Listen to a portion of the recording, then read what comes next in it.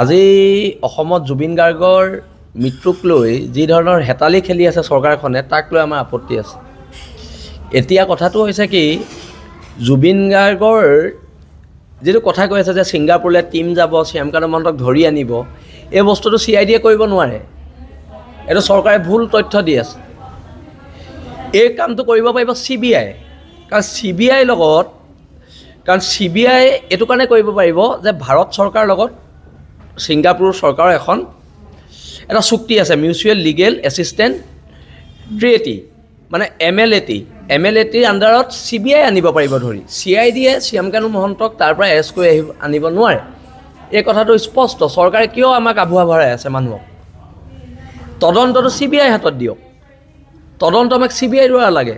আৰু কথাটো হৈছে এতিয়া দুৰ্গোৎসৱ চলি আছে, বিষাদৰ মাজত দুৰ্গোৎসৱ চলি আছে। কিন্তু দুৰ্গা পূজা শেষ হোৱাৰ পিছত বীৰ লাচিত থানা অসমে সৰ্বস্তৰ জনতাক লৈ কিন্তু ভয়ানক প্ৰতিবাদ কৰিব। আৰু প্ৰতিবাদ কিন্তু আমি ৰাজপথত কৰিম। কাৰণ আপোনালোকে জুবিন গাৰ্গক লৈ এতিয়া প্ৰত্যেকটো ৰাজনৈতিক দলবিলাকক দেখিছোঁ সকলোৱে ৰাজনীতি কৰাত লাগিছে। কিন্তু ৰাজনীতি উদ্ধত গৈ মানে কথা বতৰাবিলাক হ'ব লাগিব। আৰু সেইকাৰণে আমি কৈছোঁ যে এই যিটো তদন্ত হৈছে তদন্তটো CBI হাতত দিয়ক।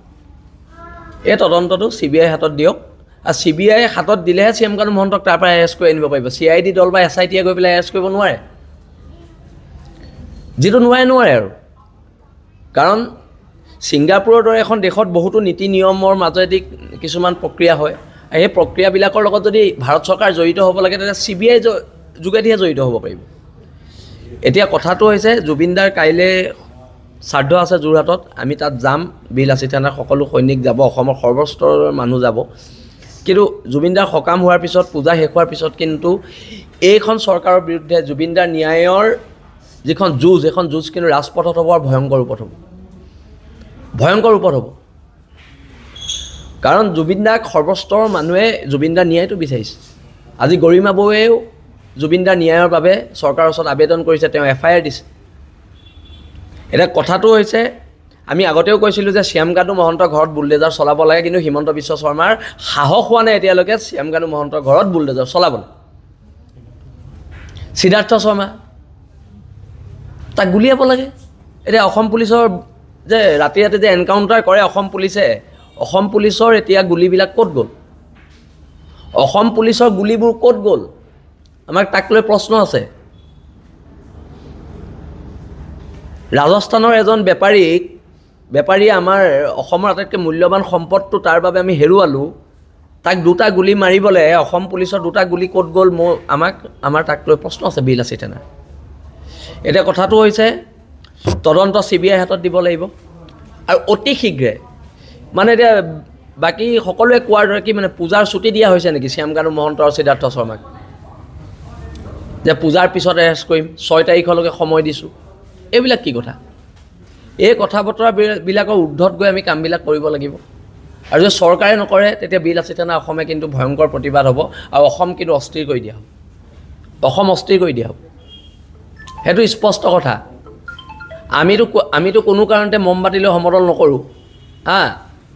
আমি যেতিয়া যাম ৰাজপথত জুবিনদাৰ প্ৰকৃত ন্যায়ৰ বাবে যাম। আৰু আমি যেতিয়া যাম আমাৰ লগত অসমৰ সৰ্বস্তৰ জনতা যাম। আৰু তেতিয়া কিন্তু চৰকাৰে ৰখাব নোৱাৰিব। সেইটো একদম স্পষ্টকৈ কৈ দিয়া হৈছে। অসম চৰকাৰ পুলিচ বাহিনীয়ে তেতিয়া ৰখাব নোৱাৰিব। আৰু সেইকাৰণে কথাখিনি স্পষ্ট। জুবিনদাৰ ন্যায়ৰ ক্ষেত্ৰত বীৰ লাচিত থানাৰ স্থিতি স্পষ্ট যে শাৰদীয় দুৰ্গোৎসৱৰ পিছতে আমি জুবিনদাৰ ন্যায়ৰ বাবে ভয়ংকৰ ৰূপত প্ৰতিবাদ কৰিম। ভয়ংকৰ ৰূপত প্ৰতিবাদ হ'ব আৰু প্ৰতিবাদৰ বাবে চৰকাৰ সাজু থাকক। আৰু যদি প্ৰতিবাদ হ'ব নালাগে এই 2-3 দিনৰ ভিতৰত শ্যামকান্ত মহন্ত আৰু সিদ্ধাৰ্থ শৰ্মাক আপোনালোকে হেৰি কৰি দিয়ক, এনকাউণ্টাৰ কৰি দিয়ক। আমাক ক'বলগীয়া একো নাই। চিধা কথা, এনকাউণ্টাৰ কৰি দিয়ক।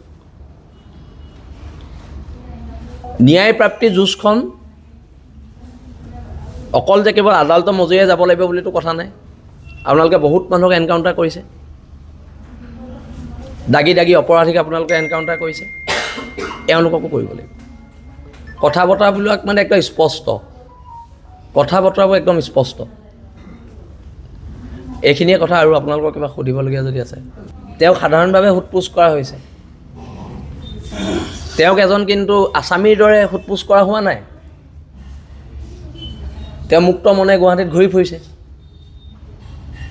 এই কথা বতৰাবিলাকত আমাৰ খুব আছে এটা কথাটো হৈছে যেতিয়া গৰিমা বৌৱে সেই এটা ভিডিঅ' এটা দিছিলে তেতিয়ালৈকে গৰিমা বৌৱে কথাখিনি বুজিয়ে পোৱা নাছিলে পিছত যেতিয়া গৰিমা বৌৱে কথাখিনি বুজি পাইছে তেওঁ নিজে এজাহাৰ দিছে এই মিত্তাল বোলাটোৱে আৰু এই সিদ্ধাৰ্থ শৰ্মা এই দুইটাই মিলি জুবিন গাৰ্গৰ বহুত সা সম্পত্তি লুটিলে এটা তাৰ ফ্লেটটো চিজ হ'ব লাগে জুবিন দা দুখীয়া মানুহ ভাল পাইছিলে কোনোবা দুখীয়া মানুহ এজনক ফ্লেটটো দি দিব লাগে চিজ কৰি আমিতো সেইটো দাবী কৰিছোঁ তাৰ ইমান আয়ৰ উৎস ক'ত সি ৩-৪খনকৈ ইন'ভা ক'ৰ পৰা কিনিব পাৰিলে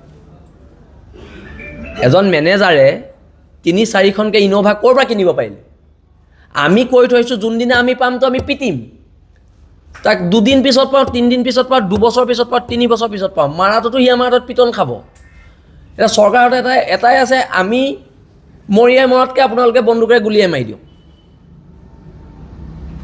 কথাটো এইটোৱে বন্দুকেৰে গুলীয়াই মাৰি দিয়ক ইমানৰ কথা পাতিবলৈ কি আছে তাত কিয় কথা আছে নেকি হা জুবিন গাৰ্গৰ নিচিনা এটা সত্তাক সিহঁতে শেষ কৰিলে তাৰপিছত সিহঁতৰ জীয়াই থকাৰ অধিকাৰ অসমৰ জনগণে সিহঁতক নাই দিয়াতো অসমৰ জনগণে সিহঁতক জীয়াই থকাৰ অধিকাৰ দিয়া নাই কথাটো একদম স্পষ্ট আমি দিয়া নাই সিহঁতক জীয়াই থকাৰ অধিকাৰ মাৰিব লাগিব দুইটাকে গুলিয়াব লাগিব শ্যাম কানু মহন্তকো গুলিয়াব লাগিব সিদ্ধাৰ্থ শৰ্মাকো গুলিয়াব লাগিব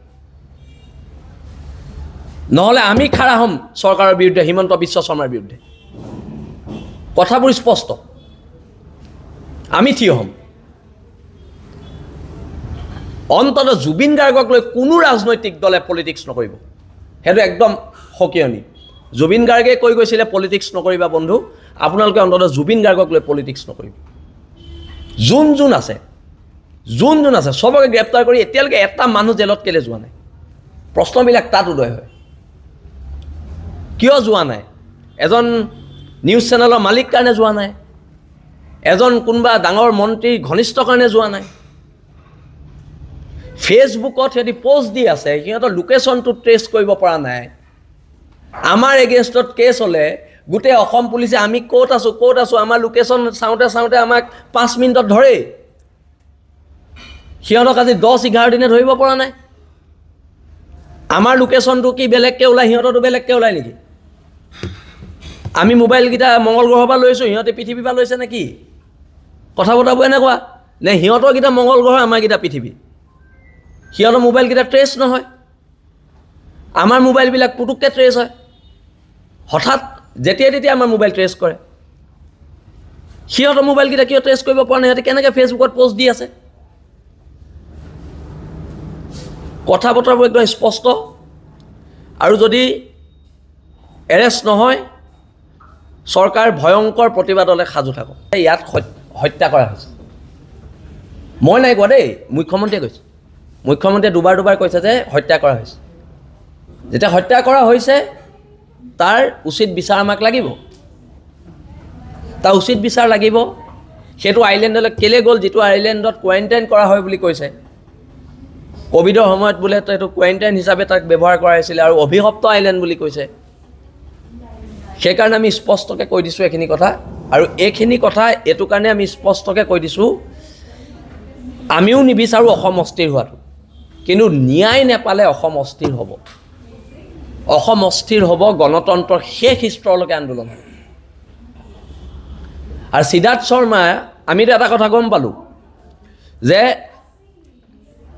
শ্যাম কানু মহন্ত ছিংগাপুৰত আছে আমি সেইটোতো গম পালোঁ ছিংগাপুৰৰ পৰা CID এৰেষ্ট কৰিব নোৱাৰে CBI পাৰিব কেন্দ্ৰীয় তদন্তকাৰী সংস্থাহে পাৰিব আৰু CIDটো হৈছে কি অসম চৰকাৰৰ আণ্ডাৰত কিয় অসম চৰকাৰৰ আণ্ডাৰত থাকিব লাগিছে ষ্টেট চেণ্ট্ৰেল গভৰ্ণমেণ্টৰ আণ্ডাৰত থাকক CBI হাতত দিয়ক তেতিয়া অন্ততঃ ৰাজনৈতিক প্ৰভাৱৰ পৰা বহু পৰিমাণে মুক্ত হ'ব এই কথাখিনি আমি কৈছোঁ আৰু যদি তদন্ত প্ৰক্ৰিয়াত কিবা মানে ধেমালি কৰে যুঁজ এখন হ'ব আপুনি বিচৰা বাতৰি পাব কেৱল নিউজ 18 এপত নিউজ 18 এপ ডাউনলোড কৰিবলৈ স্ক্যান কৰক এই QR কোড গুগল প্লে ষ্টৰতো পাব এই নিউজ 18 এপ।